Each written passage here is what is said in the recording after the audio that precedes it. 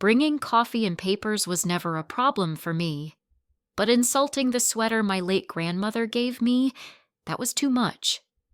My boss should have read my resume more carefully if he didn't want to regret his joke later. I used to believe that silence could make a person weightless.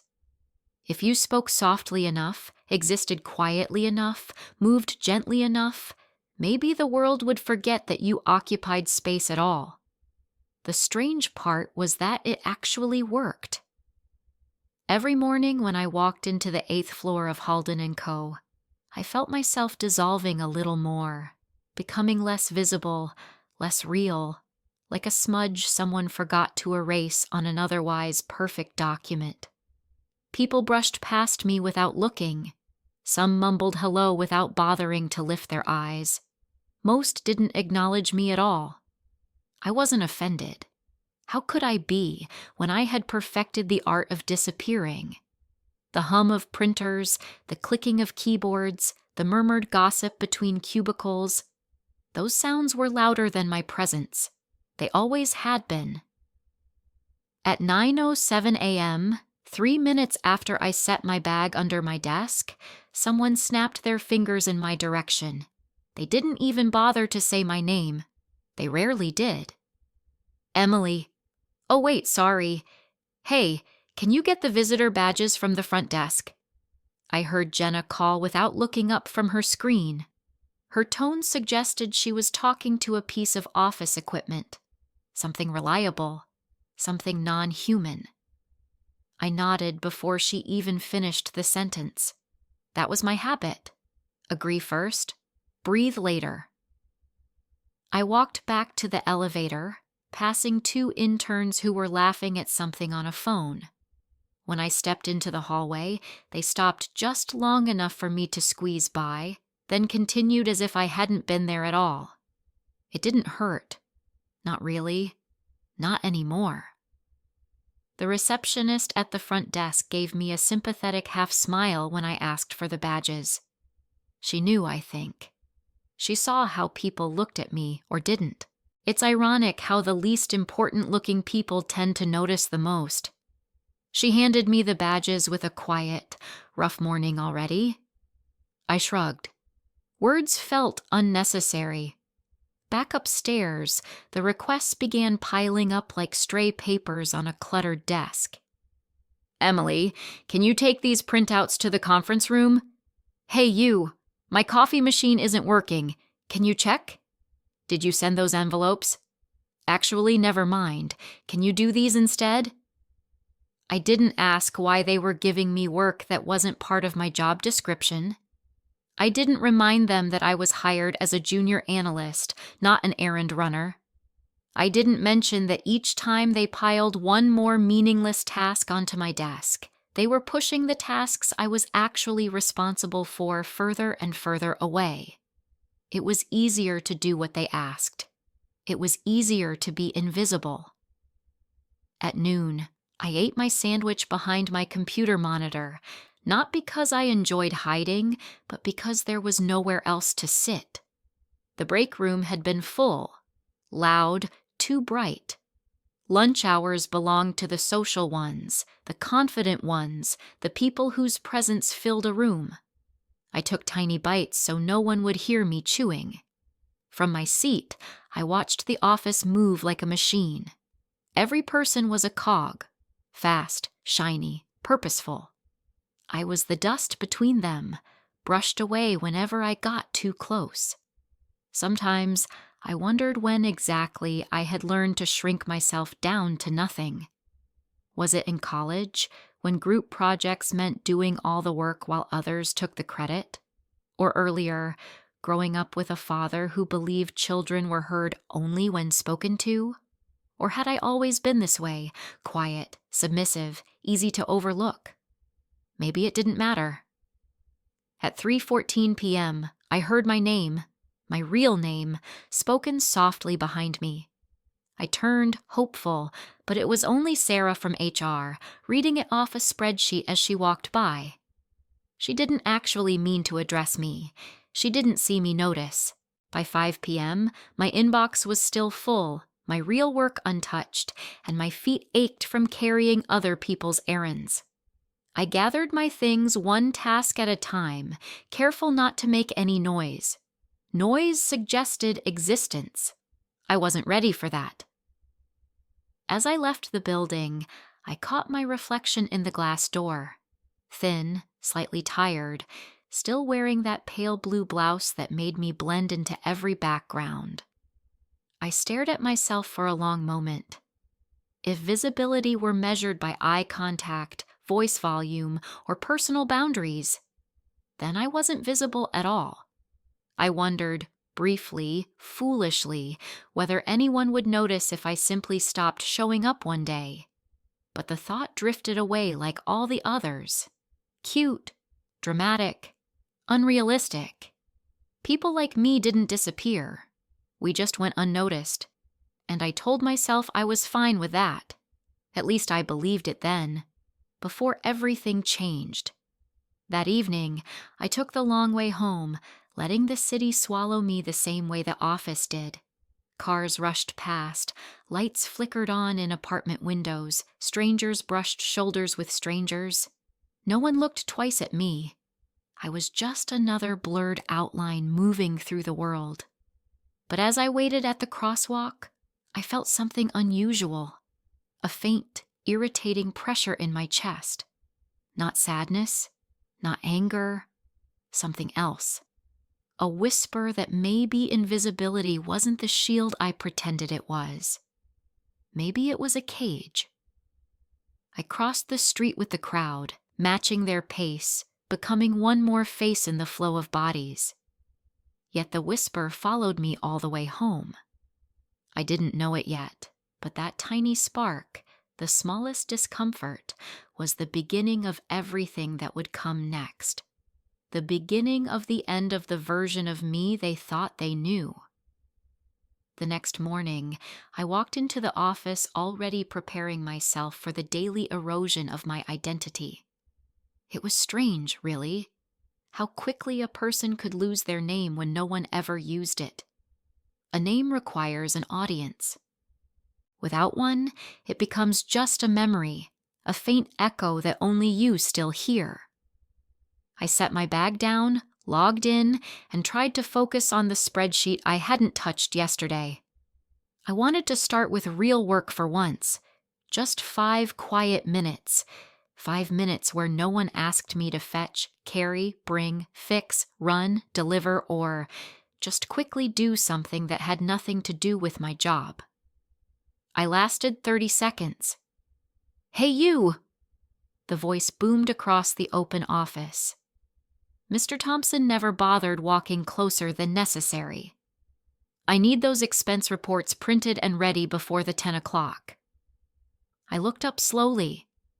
He stood outside his office door, holding his half-empty coffee mug like a king expecting someone to refill it. His eyes flicked past me, searching for someone, anyone, who might respond. But of course it was me. It was always me. "Yes, sir," I said, standing. He nodded in a way that suggested approval, but not gratitude. Approval was for a job he assumed I should be doing. Gratitude was for equals. The expense reports weren't even part of my responsibilities. They belonged to the finance team. But I walked to the printer anyway, trying not to feel the sting in my chest. That whisper from yesterday lingered, though, quiet, but alive. It followed me like a questioning shadow. When I returned with the reports, he didn't even look up from his screen. He simply held out his hand. I placed the papers into it gently, as if I were passing a fragile object. In a way, I was. My self-respect. The last thin pieces of it. "Good. Close the door on your way out." Not Emily. Not even thanks. Just commands. The door clicked shut behind me, and I let out a slow breath.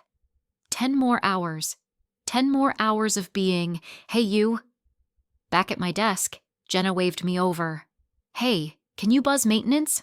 My chair won't go up, and I can't work like this." I opened my mouth to remind her that she could call maintenance herself.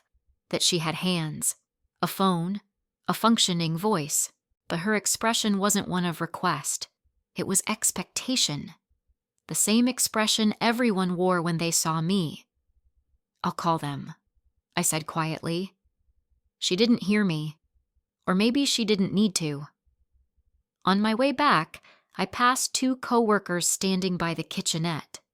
"She's so weird," one whispered, "always sneaking around, like a ghost." "Yeah, but she's useful," the other replied. "You just say, 'Hey, you,' and she's already doing it." They both laughed. I kept walking, each step heavier than the one before. By noon, the office felt smaller, tighter. The walls seemed to lean in like they were listening. Every "hey you" lodged under my skin. Every snapped finger left a tiny welt on my confidence. My name, Emily, felt foreign, like something I had to earn back. Around 2 p.m., I carried a stack of envelopes to the mailroom when I heard Mr. Thompson call again. "Hey, you!" I turned, forcing myself not to wince this time. He waved me over. "Take this to accounting, and hurry." A manila folder dangled from his fingers like a leash. I walked quickly, not wanting to give him a reason to call me again. Halfway there, I realized I hadn't looked inside. I didn't know what I was delivering. For all I knew, it could have been personal documents or company information or something sensitive I had no authority to transport. But he didn't trust me enough to speak my name, just enough to hand me things it wasn't my job to touch. In accounting, the team glanced up when I stepped through the doorway. "Oh," one of them said, "it's the delivery girl." The delivery girl? Not even "Hey, you." A new title. Somehow worse. I set the folder on the table and left before they could add anything else. I reached my desk and sat slowly, placing my hands in my lap. My fingers trembled, just slightly. Enough for me to notice. Enough for me to pretend no one else could. At 4:30, I overheard Mr. Thompson complaining on the phone. "No, I don't know her name," he barked. "The quiet one. The one who runs around all day? Yes, her. Just send the forms back with her tomorrow." I swallowed. Hard. I'd never asked for recognition, never wanted attention. I preferred the background, but hearing him talk about me that way, as if I were furniture, an object, an unimportant shadow, it hit differently today. The whisper in my chest grew louder. By the time the day finally ended, I felt wrung out, squeezed empty. I packed my things slowly, hoping no one would stop me on my way out. Just as I reached the elevator, Mr. Thompson's voice called out again. "Hey, you! Don't forget, earlier tomorrow. I need you to prep the conference room." I didn't turn around this time. I just pressed the elevator button and let the doors close between us. Inside the tiny mirrored box, I stared at my reflection. Same pale blouse, same tired eyes, same soft posture that seemed to apologize for existing. But something subtle had shifted behind my expression, like a crack forming in glass. Small, but growing. Not enough to shatter yet, but enough to warn of a future break. I whispered my name to myself, barely loud enough to hear, Emily. Just to prove I still had one. Just to prove it still belonged to me. By the 3rd year at Halden & Co., I had learned to predict the rhythm of my own mistreatment. It wasn't chaos. No, chaos at least had energy. This was something quieter, more calculated. A slow drip of small humiliations that, over time, carved out pieces of me the way water carves a canyon. Not with force, with repetition. The morning began with the usual buzzing of fluorescent lights and the clicking of keyboards. Half the office was already gathered near the kitchenette, laughing loudly over someone's weekend story. I slipped through the doorway as quietly as possible, hoping to reach my desk without being intercepted. Of course, That didn't happen. "Hey, you!" a voice called from behind me. One of the senior associates, Mark, waved a hand vaguely in my direction. "You dropped this." I turned, confused. He held up a paperclip. I blinked. "That's not—" "It was on the floor near you," he said with an exaggerated sigh. "You really should keep your area tidy. Someone could slip." He dropped the paperclip into my palm as if he were handing me a precious gemstone. The group behind him chuckled. I forced a smile and pocketed it, though I wanted to drop it right back on the floor and step on it. Instead, I thanked him quietly and hurried to my desk. That was how it always started. Something small, something petty, something that wasn't officially wrong but felt wrong just the same. A paperclip, a request to tidy up a mess I hadn't made, a sarcastic good job for a task that shouldn't have been mine in the first place. By mid-morning, the jokes began. I was returning from dropping off some mail, another task that belonged to no job description I'd ever seen, when I passed Jenna and another co-worker whispering. "I swear she's like a Roomba," Jenna said. "She just wanders around picking up everyone's stuff." "At least a Roomba has a power button," the other replied. "I don't think she even talks." They both snickered. I froze for half a second, then kept walking. My footsteps felt unnaturally loud, like they betrayed the fact that yes, I could hear, yes, I existed, and yes, their words landed exactly where they aimed. At 11 a.m., the office manager handed me a stack of delivery boxes. "These go to storage," she said. "Thanks, sweetheart." Sweetheart. I hated that one. Not because it was offensive, but because it was dismissive. A verbal pat on the head. "I actually have analysis due," I began. She waved her hand. Right. You can get to it later." Later. A mythical place where my real responsibilities apparently lived. I carried the boxes down the hallway, my arms aching. The elevator was broken again, so I had to take the stairs. Halfway down, one box slipped. Papers flew everywhere, scattering like startled birds. For a moment, I stared at them helplessly. A man walking up the stairs paused. "You okay?" My heart lifted. Someone noticed? Then he added, "Careful. Wouldn't want someone to think you're clumsy." He stepped around me and kept walking. I knelt on the stairwell floor, collecting the papers one by one. My hands shook. Maybe from embarrassment. Maybe from exhaustion. Maybe from something deeper I wasn't ready to name. When I finally returned to my desk, my inbox was filled with new, urgent requests. None of them were mine. None of them even required my department. But they had been forwarded to me with notes like, "Emily can handle this," or "Just give this to the quiet one." The quiet one. A title, a label, an identity handed to me without consent. Not even an unkind one, just diminishing, shrinking, reducing. They didn't think of me as a coworker. Not really. I was more like a helpful background feature, a human convenience. After lunch, Mr. Thompson called me into his office. "Hey, you, close the door." I obeyed. He pointed at a pile of folders. "Organize these alphabetically, then cross-check the dates. Shouldn't take long." They belong to the legal department. "This isn't my—" "Emily," he said sharply, though the name felt accidental. "Don't complicate things. Just handle it. Submit. Always submit." That was the unspoken rule. I worked through the folders quickly, even though my actual assignments remained untouched. Every time I tried to return to them, someone appeared at my desk with another small favor. And every time, I accepted. I didn't know how not to. By late afternoon, the office had shifted into its usual sluggish rhythm.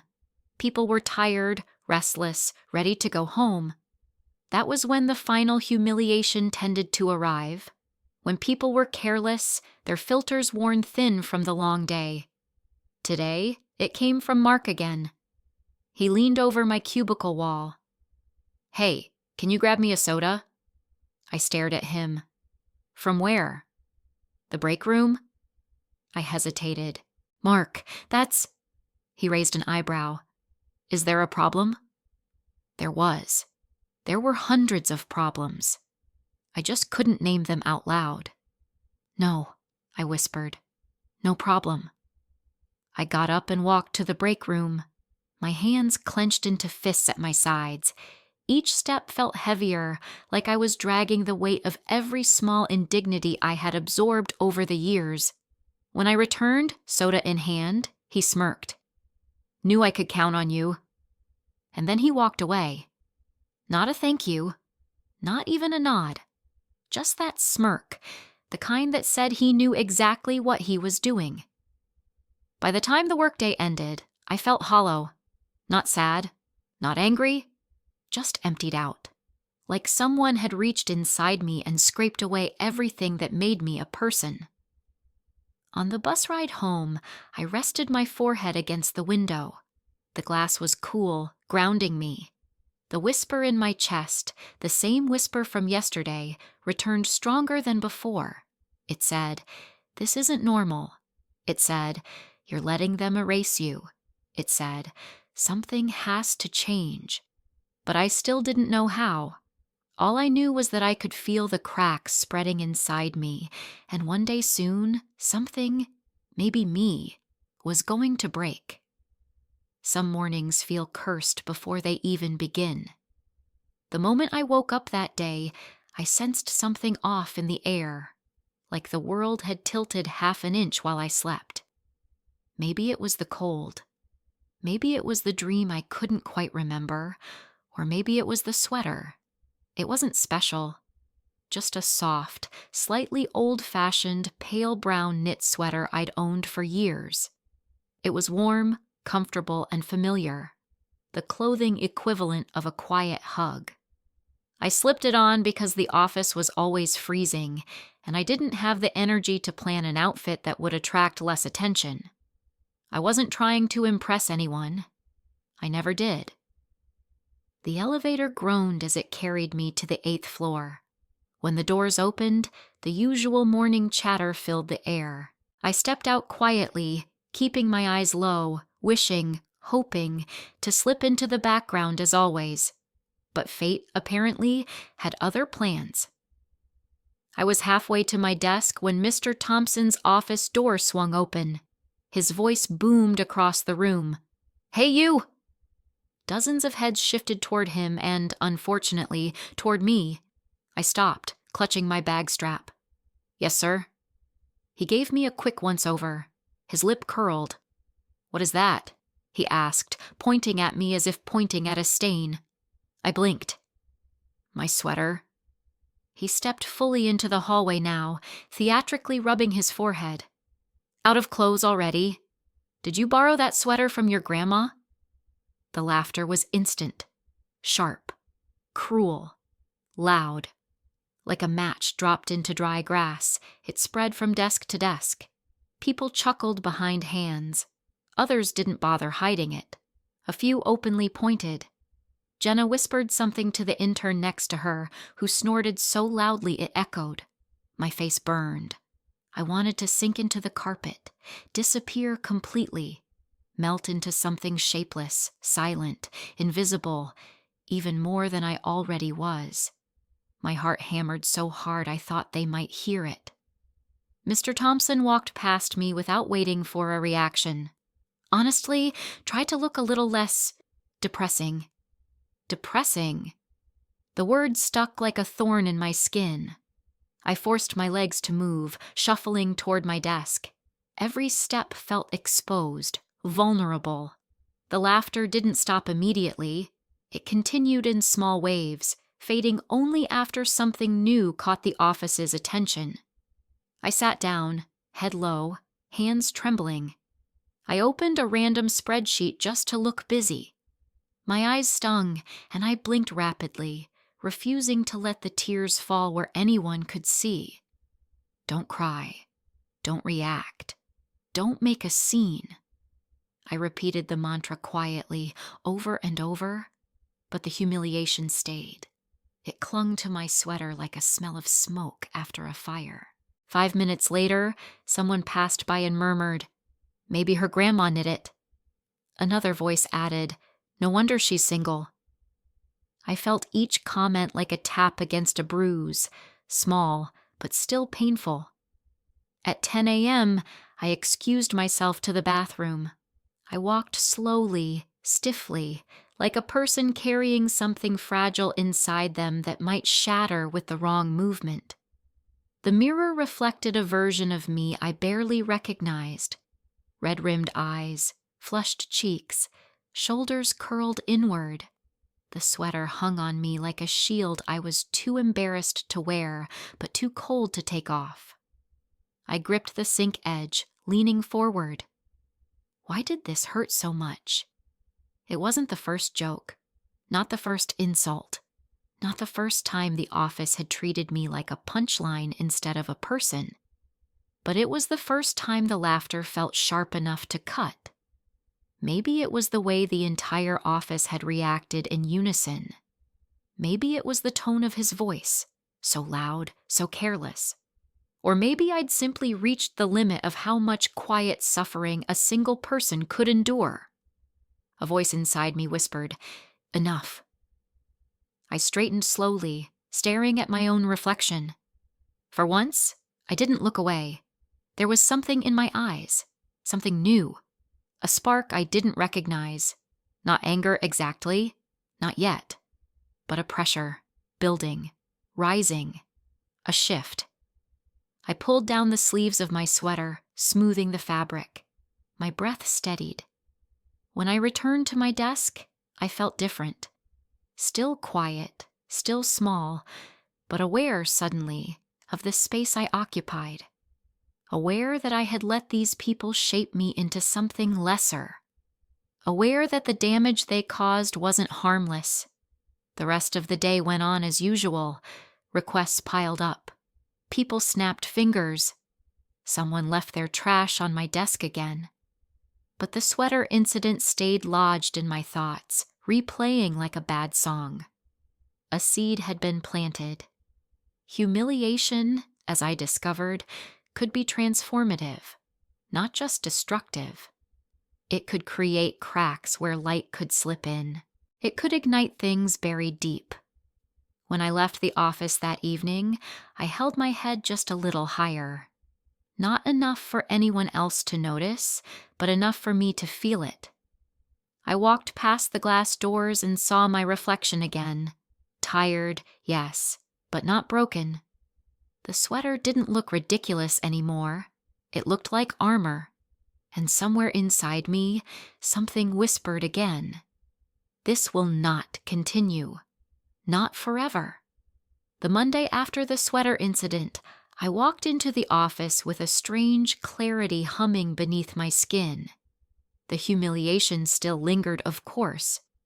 I hadn't magically forgotten the laughter or the pointing fingers, but something inside me had shifted, settled into a sharper shape. I wasn't ready to confront anyone. I wasn't ready to stop doing tasks people shoved at me. I wasn't even ready to correct someone for calling me, "Hey, you." But I was ready to do something else. I was ready to remember who I was, not who they treated me as, not who they assumed I was, but who I'd been before I decided that invisibility was safer than attention. It started when I opened a file on my computer that I hadn't touched in years. An old folder containing my certifications, portfolios, and sample work. I had forgotten how much I'd known, how much skill I had buried beneath silence. Documentation, auditing, advanced financial analysis, budget reconciliation, compliance reviews. These weren't small talents. They were the kind of abilities that could carry entire departments. And I had hidden them. On purpose. I used to love structure, logic, numbers, things that made sense, that had rules. I could spend hours analyzing a report until every line connected cleanly. I could identify inconsistencies the way some people recognized faces in crowds. In college, I had earned awards for analytical projects. In my previous job, I helped correct a budget discrepancy that had gone unnoticed for years. But here, at Halden & Co., I'd chosen to be ordinary, chosen to blend in, chosen the quietest role possible. Why? Maybe because I was tired. Tired of being the overachiever. Tired of being the one relied on, piled on, depended on until I broke. I thought a simple job would give me peace. But peace never came. Instead, people filled the silence with their own assumptions about me, and I let them. Now, for the first time, I felt the edges of that mistake pressing into me like a bruise. Around 9 a.m., Jenna dumped a stack of papers on my desk. "These need sorting. Thanks," she chirped, and walked off before I could respond. I stared at the pile. Not just random memos, financial printouts, but printed incorrectly, pages out of order, some duplicated. It was a mess. Something flickered inside me. I sorted them automatically, faster than I meant to. My hands moved with a muscle memory I thought I'd lost. Within minutes, the stack was clean, clipped, and labeled. My desk looked better than it had in years. And something about that, about the simple act of putting papers in the correct order, opened a door in my mind. If sorting papers felt good, what would analyzing them feel like?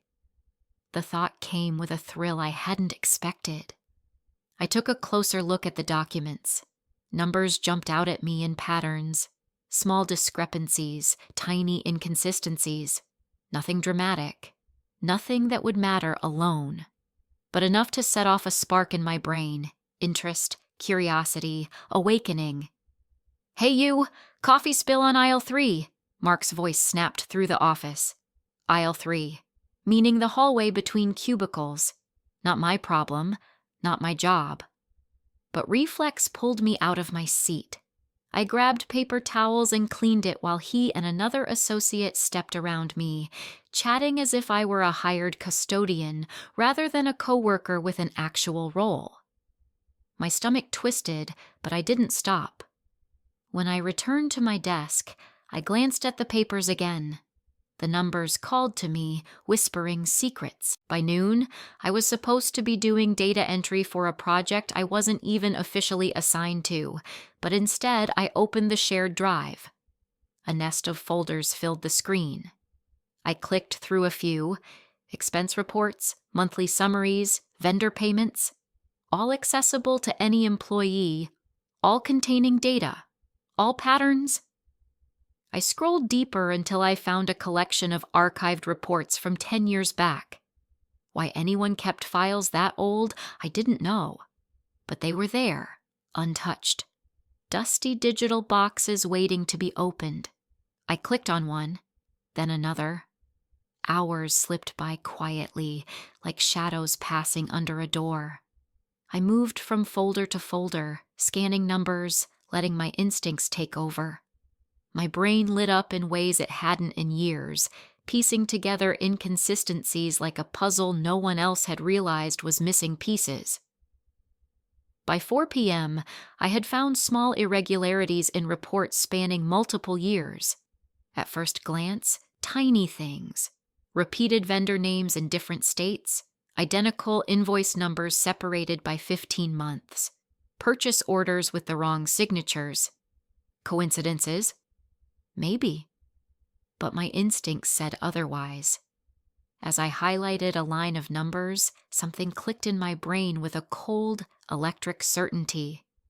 These weren't mistakes. They were deliberate. Someone had been siphoning money from the company. My pulse quickened, but my hand stayed steady. I leaned closer, inspecting every detail. Each anomaly connected to another. Each thread led to another document. Patterns revealed themselves in ways only someone with my forgotten skill set would even think to look for. The deeper I dug, the clearer the truth became. Someone had underestimated the wrong person, and that someone had done it for a very, very long time. Before I left the office, I printed a small stack of the most suspicious pages. Not enough to draw attention, but enough to confirm my own suspicions later. I slid them carefully into a folder inside my bag. My mind buzzed the entire way home. It wasn't fear. Not yet. It was purpose. It was awakening. It was the realization that the invisible girl they all dismissed, the one they mocked, ignored, overworked, and underestimated, had just discovered something powerful. Something dangerous, something that could change everything. And for the first time in years, I smiled. Not because I felt confident, not because I felt brave, but because I finally remembered who I was and what I was capable of. And soon, everyone else would too. The thing about secrets is that once you notice one, truly notice it, you start seeing shadows everywhere. Numbers blur into patterns, patterns into suspicions, and suspicions into truths you can't unsee. That week, the office buzzed with its usual noise, but underneath it all, I felt a second rhythm beating quietly just for me. I had a mission now. Not revenge, not yet. Just truth. I started small, a tiny ripple in the calm surface. Every morning, before anyone gave me errands, before the barrage of hey yous, I opened a few old reports, just 10 or 15 minutes at a time. Nothing anyone would notice. I moved slowly, deliberately, like a mouse creeping in the walls. The first batch confirmed what I had seen the previous day: duplicate invoice numbers, vendor names that made no sense, amounts that seemed engineered to slip below approval thresholds. Things too precise to be accidents. But isolated anomalies could be blamed on sloppy bookkeeping. So I dug deeper. By the third day, I had opened every quarterly report from the last decade. 10 years of financial history sitting in plain sight, untouched by anyone who cared. And the more I read, the clearer the pattern became. Small withdrawals, always small, like crumbs brushed off a table, individually meaningless, together enormous. A siphon, a secret pipeline of stolen money moving somewhere it shouldn't, and the signature approving almost all of the questionable entries. Mr. Thompson. I stared at his initials the way I once stared at my reflection, quietly, searching for meaning. My boss. The man who couldn't remember my name. The man who ridiculed my sweater. The man who spoke to me as though I were a tool with legs. He wasn't incompetent. He wasn't careless. He was a thief. I printed out a few pages, careful to choose ones that didn't belong to the same month or year. If someone stumbled across them, they wouldn't make sense. But together, in my possession, they formed the first layer of evidence. I stored them in a small folder, blue, unremarkable, easily hidden beneath my other documents. During lunch breaks, instead of sitting behind my monitor, I slipped into the rarely used copy room. It was quiet there, tucked between accounting and HR, a narrow space that smelled faintly of warm plastic and toner. Perfect for disappearing. Perfect for hunting. I scanned old vendor lists, cross-referenced contract dates, searched for canceled checks. The deeper I looked, the more the puzzle completed itself. Some vendors didn't exist. Others were registered under shell companies. A few invoices were paid twice, once legitimately, once quietly redirected. Every line led back to Thompson. Yet he walked through the office every day with that smug stride, barking orders, throwing papers at assistants, leaning over cubicles like a tyrant surveying serfs, and no one questioned him. Why would they? He had power. I didn't. But I had something he didn't. I knew the truth. By the end of the week, I had more than suspicion.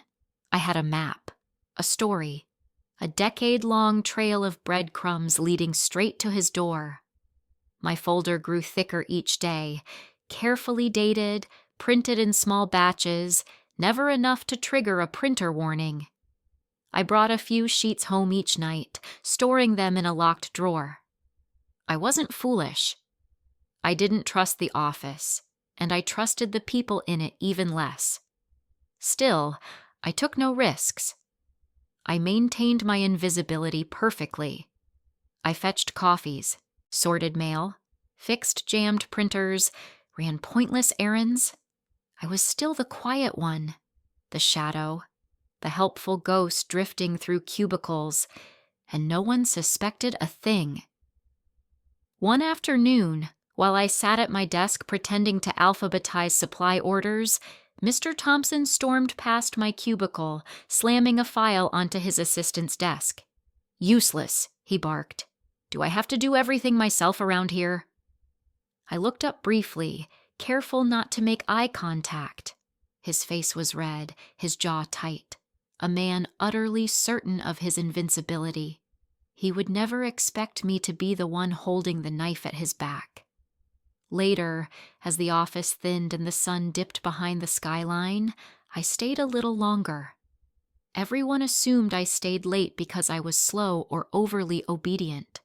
But really, I stayed because the quiet helped me think, and because the older files were easier to access when no one was watching. I opened a locked drawer in the supply room, one I'd noticed Thompson using for overflow storage. He never imagined someone would care enough to check. Why would they? Everyone avoided him, feared him. Inside were folders labeled with old project codes. I flipped through them carefully. Contracts, receipts, bank statements. And then, one perfect piece. A ledger with 2 columns. One labeled company, one labeled external. Transactions matching the anomalies I had already traced. This was it. The backbone of the entire scheme. I photographed each page with my phone, quick, silent, efficient, then locked everything back exactly as I found it. Walking out of the building, the city air felt colder, sharper. My hands trembled, not with fear, but with adrenaline, with purpose. I felt more alive than I had in years. The invisible girl was gone. Now I was something else. A researcher, a hunter, a storm forming quietly in the distance. No one noticed me as I left the office. No one saw the folder pressed against my chest. No one imagined the quiet girl walking home in the cold had just uncovered a decade of corporate theft. And no one, not Thompson, not my coworkers, not even I, fully understood what this discovery would eventually unleash. But soon they would. Very soon. It's strange how quickly fear transforms into clarity. The moment I confirmed what Thompson had done, what he had been doing for a decade, my world didn't spiral. It focused. Every humiliation, every errand, every "hey you" sharpened into a single point inside me. A direction, a purpose. I didn't want to call the police. Not yet. Justice wasn't enough. Not for him. Not for the years he'd spent chipping away at my existence until even my name felt like something borrowed. I wanted him to feel what I had felt. Insignificance, vulnerability, fear. The cold dread of being exposed, powerless, small. That required strategy. So I devised a plan. It began quietly, the same way everything about me always did. Invisible, unnoticed, woven into the backdrop of the office's noise. During lunch breaks, while the others laughed over microwaved pasta and weekend gossip, I slipped into the empty conference room with my blue evidence folder. I spread the documents across the table like a map of buried crimes.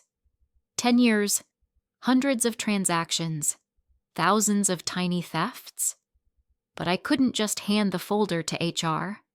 Thompson controlled HR. I couldn't send it to accounting. They were terrified of him.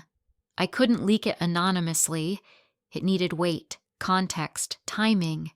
I needed the perfect moment. A moment he couldn't control. First, I organized everything. Every document I had collected was labeled, cross-referenced, scanned, and summarized. I built spreadsheets, timelines, charts, each one clearer than the last, a forensic trail of breadcrumbs that no one could deny. Then came the digital backups. At night, my living room floor became a miniature war room. Papers arranged in careful rows, flash drives neatly labeled, a backup folder on my computer, another on a cloud drive, and a final copy printed and sealed in an envelope I hid inside a novel on my bookshelf, the last place anyone would look.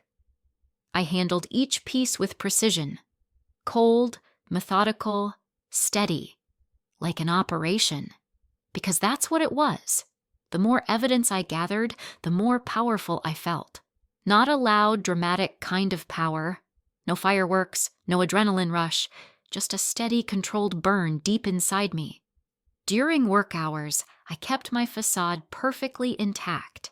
The quiet girl fetching coffee, the timid assistant, the background character no one looked at twice.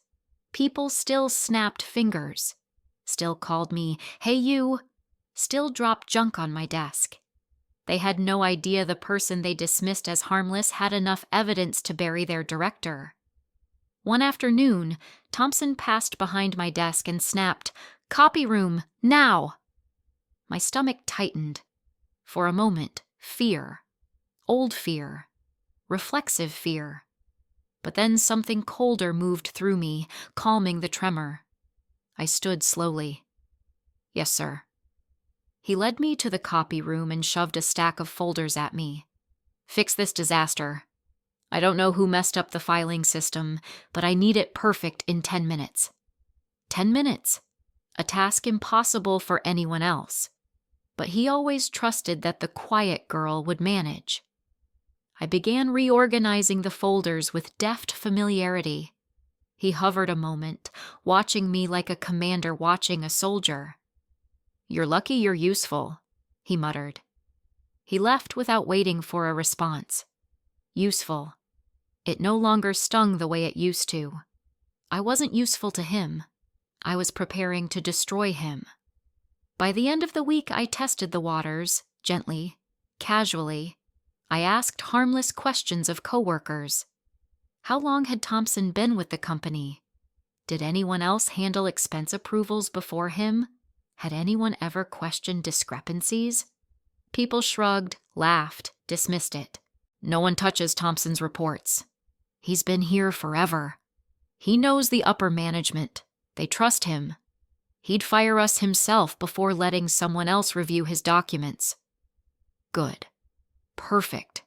The deeper the trust, the harder the fall. Still, I needed someone who mattered. Someone whose voice outranked his. Someone who would believe me. Then it clicked. Investors. Halden and Coders wasn't just a corporation. It was a family-owned business with a board of investors who monitored larger financial decisions. They weren't involved in day-to-day paperwork, but they cared about money, and they cared about image. If they learned their director had been stealing from them for a decade, Thompson wouldn't just lose his job. He'd lose everything. I researched their schedules, quietly, anonymously. I found out they were attending a quarterly review meeting soon. A large formal gathering, executives, shareholders, department heads, the perfect stage. I pictured it. Thompson sitting confidently, thinking he controlled the room. The executives waiting with polite interest. My coworkers whispering, wondering why I was there. And then me, standing up, placing the evidence on the table. The thought didn't frighten me. It thrilled me. The plan solidified. Prepare a complete evidence portfolio. Print multiple copies. Bring one to the meeting. hand it directly to the highest-ranking executive. Watch the truth unfold. Watch Thompson crumble. I even rehearsed the moment in my head, how I'd walk in, how I'd speak, not loudly, just clearly, calmly, with the same quiet voice they always ignored, except this time they would have to listen. Back at the office, I acted as invisibly as ever, but inside, the storm grew sharper, stronger, colder. I no longer felt like the timid shadow I had been. I felt like a blade, and every day that passed, I honed that blade further. Soon, the day of the meeting would arrive. Soon, Thompson's decade of theft would be exposed. Soon, the invisible girl would step into the light, not to be seen, but to make sure he finally was. The morning of the quarterly meeting felt unnaturally still, as if the air itself were holding its breath. I woke before my alarm, heart beating steadily, not fast, not frantic, just ready. The kind of readiness that comes after weeks of planning, after nights spent poring over documents until numbers blur into meanings. I dressed simply. Dark slacks, a clean blouse, no sweater today. The grandma sweater stayed folded on my chair, the symbol of a version of me that had been humiliated into awakening. Today required a different armor. I slipped the thick evidence folder into my bag. It felt heavier than paper should, carrying a decade of sins inside it. I checked it 3 times before leaving the apartment, making sure every sheet was in order. Once I stepped through the office doors, there would be no turning back. The company lobby buzzed with unusual energy, suits everywhere, polished shoes, clipboards, conversations whispered in rushed tones. The quarterly review meeting brought out the entire upper management chain like migrating birds. Even the receptionist looked nervous. I moved through the lobby unnoticed, as always. No one cared about the quiet girl moving along the edges of the room. Perfect. The less attention now, the more impact later. Upstairs, the office smelled of fresh coffee and anxiety. Co-workers shuffled papers they barely understood, trying to look busy in case an executive walked past. Thompson was already pacing near the conference room, his tie too bright, his smile stretched thin. He didn't notice me. He never did. Inside the conference room, long tables formed a U-shape, lined with leather chairs. Elegant name placards sat in front of each executive's seat like tiny flags. Investors from out of state murmured among themselves. Department heads prepped presentations. A projector hummed quietly. I took a seat near the back wall. No nameplate, no assigned position, just an empty chair meant for observers. Perfect. I didn't want to draw attention too soon. My folder rested on my lap. My fingers pressed lightly against it, grounding myself. Thompson strutted to the front of the room, radiating confidence.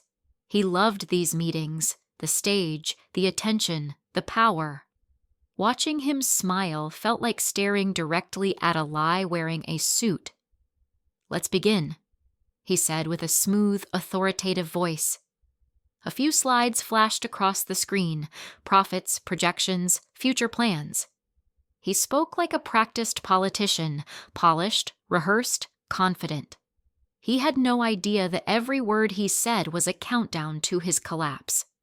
I waited. 5 minutes, 10, 15. Then came the moment. The CFO, an older man with sharp glasses and an even sharper mind, asked the question.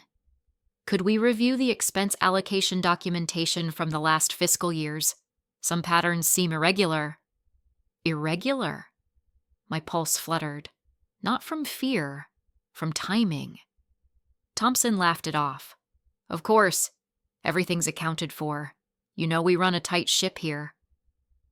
The CFO exchanged a look with one of the investors. A silent, suspicious look. This was it. I stood. At first, no one noticed. Why would they? I was just a shadow rising quietly in the back. But then my chair scraped lightly against the floor, and the sound cut through the room more sharply than I expected. Heads turned. Eyes widened slightly, confused, curious. Thompson glanced my way, annoyed at the interruption but too busy performing to register the threat. I stepped forward.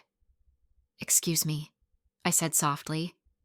My voice wasn't loud, but in the silence, it carried. All attention shifted toward me. The invisible girl in the room full of executives. The shadow stepping into the center of the stage. My hands felt steady as I placed the thick folder on the table nearest the CFO. "These are the company's financial records from the past 10 years, I said. "I believe they contain the irregularities you're referring to." A few co-workers tittered, thinking it was some awkward misunderstanding. Someone whispered, "Why is she talking?" Another snorted under their breath. Thompson stiffened. "Emily, this isn't the time for your whatever this is. Please sit down." But the executives weren't laughing. They flipped open the folder. Their expressions shifted. Confusion first, then concern, then something far darker. Disbelief. The CFO adjusted his glasses, leaning closer. "Where did you get these?" "They're from the shared archives," I said calmly, "and from the storage cabinet in the supply room." I paused. "The one Mr. Thompson keeps locked." Every head turned toward Thompson, his face drained of color. "That's ridiculous," he barked. "You expect us to believe—" The CFO cut him off. "These signatures are yours." Thompson laughed weakly. "Forgeries. She's lying. She's confused." I met the CFO's eyes.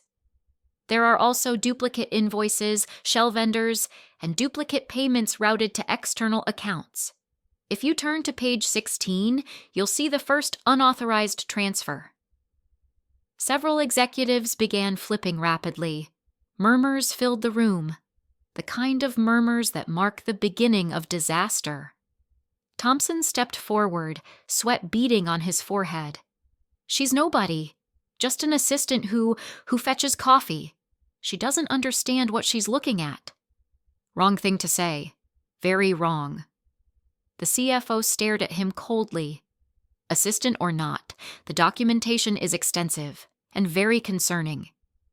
The room shifted. The power shifted. And Thompson felt it. He lunged toward the folder. "Give me that!" The CFO slammed his hand down. "Sit down. Now." For the first time in my years at Halden and Cover, Thompson obeyed someone else. He sank into his chair, trembling. The office was silent except for the sound of pages turning. No laughter, no whispers, no jokes about me. Everyone finally saw me, not as "Hey you," not as a shadow, but as the person holding the truth, as the person holding the match to their director's career. And by the time the meeting ended, Thompson's fate was sealed. The meeting room emptied slowly, like the aftermath of a storm. People filed out quietly, their expressions twisted with shock, curiosity, and something else. Fear. Not of me, but of what they had just witnessed. The unspoken question floated behind every glance. How long had this been happening right under their noses? I stayed near the wall, letting the executives exit first. The CFO kept the evidence folder clutched tightly under his arm. He didn't look at me with pity or confusion. He looked at me the way someone looks at an unexpectedly sharp blade. With respect, with caution. Thompson, meanwhile, remained hunched in his chair, as if the weight of the truth had physically bent his spine.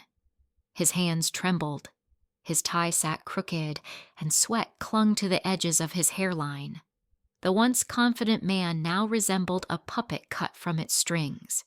When the last executive left, he finally lifted his eyes to me. "You," he hissed. Just that one word, spoken with venom. desperation.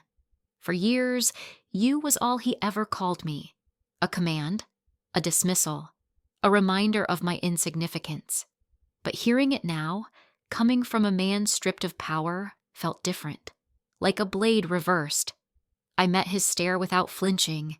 He stood abruptly, slamming a hand on the table. "Do you have any idea what you've done?" "Yes," I said softly. "Do you?" His face twisted. "You think anyone will believe your nonsense?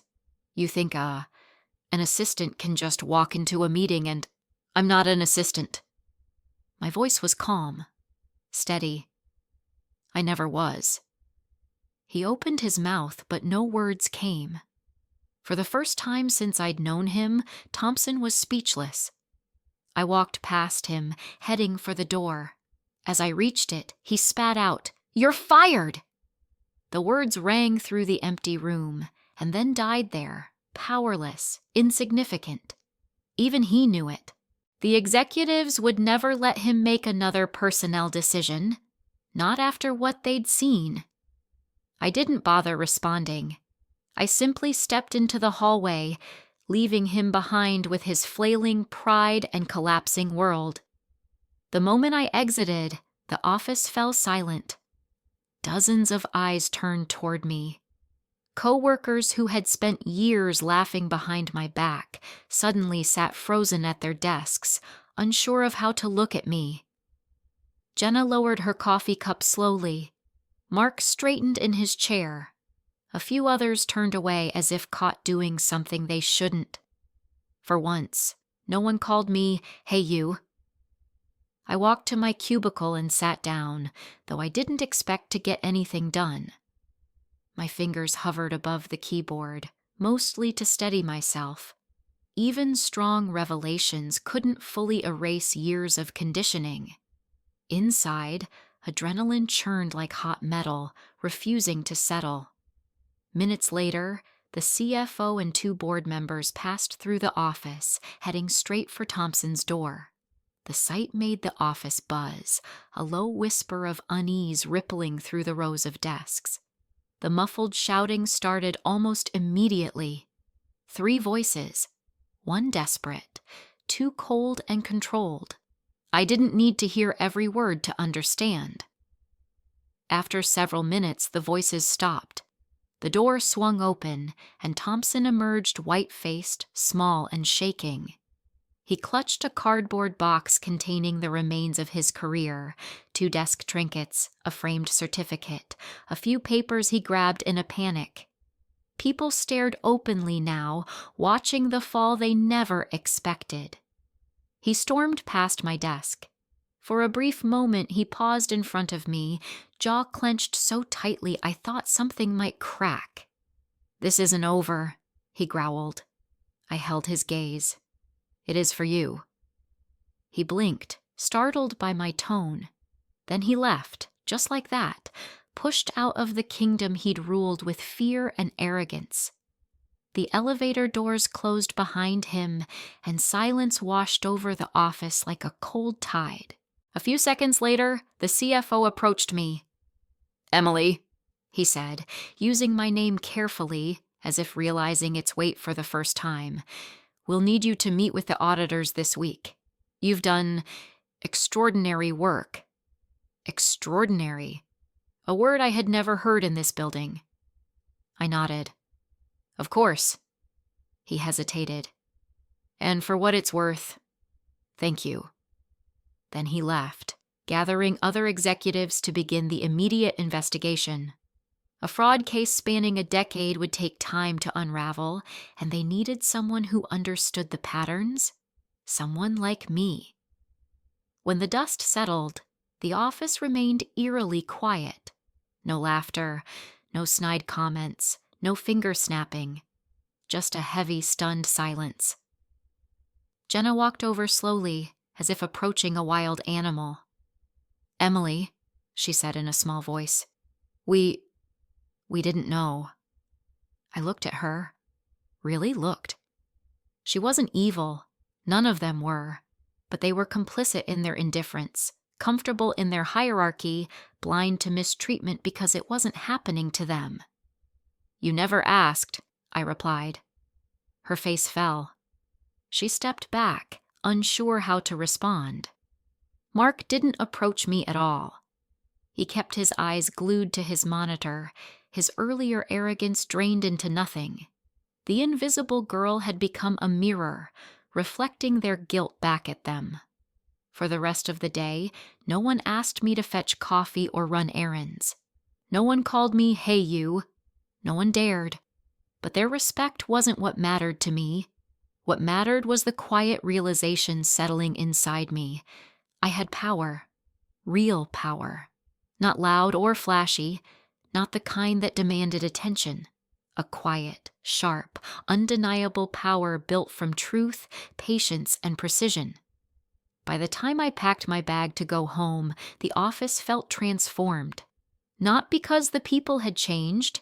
Cowards seldom change overnight, but because I had.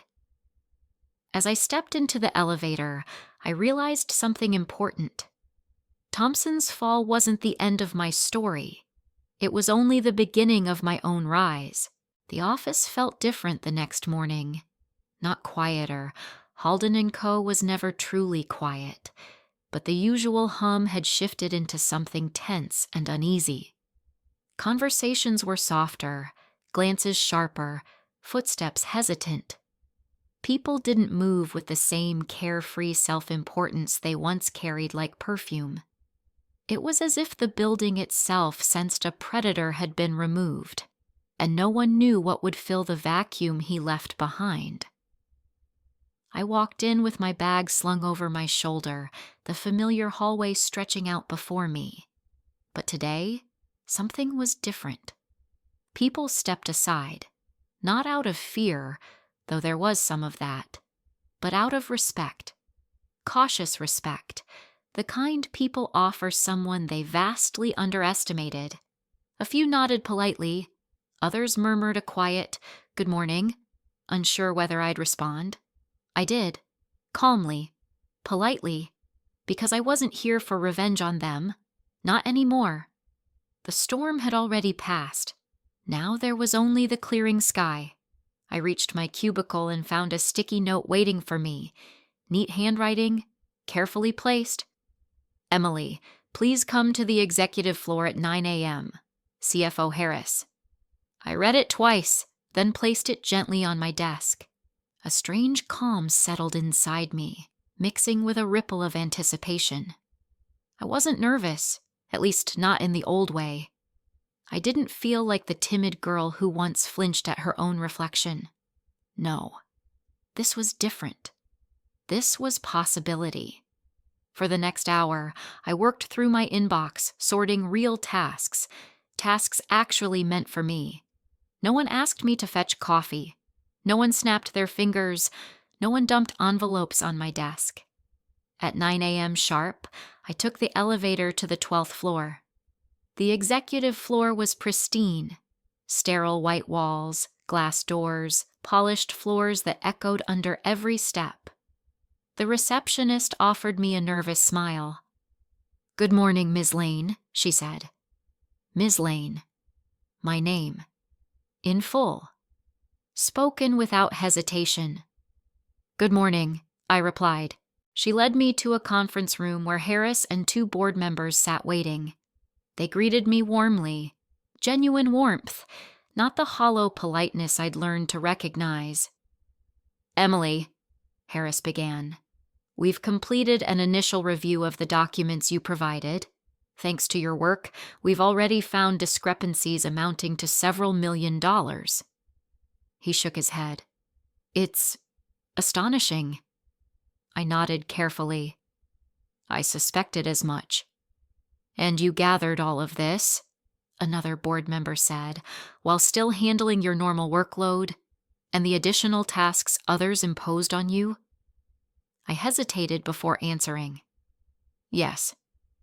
Her expression darkened, not at me, but at what that implied. After a moment, Harris leaned forward. "We want to offer you something. 2 possibilities. and we'd like you to choose which path suits you." I wasn't expecting that. "The first," he continued, "is a promotion, full audit oversight, a new position, higher salary, better benefits, complete authority over future internal reviews." My pulse quickened. "The second," he said, "is a recommendation, a very strong one. If you prefer to start fresh elsewhere, we'll support you fully. Reference letters, contacts, introductions to top firms, whatever you need. A job here, finally recognized, or a new beginning somewhere else. No wrong answers, no traps, no manipulation, just choice." For a moment, I thought back to the days when people dropped trash on my desk, when they laughed at my sweater, when they treated me like an office ghost. I remembered every "hey you," every finger snap, every joke whispered behind my back. Then I remembered myself, sitting alone at night surrounded by scattered documents, piecing together a decade of lies with quiet determination. I inhaled slowly. "I'd like to move forward," I said. "But I want a fresh start. Somewhere new. Somewhere I'm not defined by what they thought I was." Harris smiled softly. "Then we'll make it happen." The meeting ended with handshakes and promises. Real ones. As I rode the elevator back down, I felt lighter, like the weight of invisibility had finally lifted from my shoulders. The office floor buzzed with rumors, but voices hushed when I stepped out. I didn't hide. I didn't shrink. I walked calmly to my desk and gathered my things, not because I was running away, but because I was ready to walk toward something better. Before leaving, I reached for the sweater draped over my chair, the one Thompson mocked so loudly.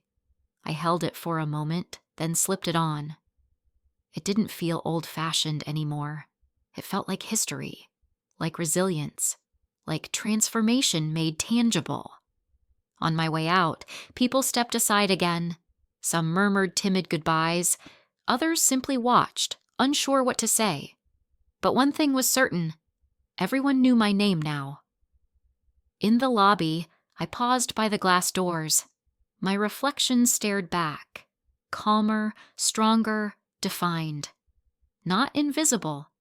And as I pushed the doors open and stepped out into the cool morning air, I smiled. The same sweater, the same woman, but not the same life. Not anymore.